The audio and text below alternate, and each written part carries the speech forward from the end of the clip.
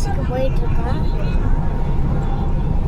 என்ன சொல்கிறது, பீச்சு இங்கேருந்து ரொம்ப தூரமாக இருக்குது. அதனால் பஸ்ஸில் தான் போகணும். வீட்டிலேருந்து ரொம்ப தூரமாக இருக்குது.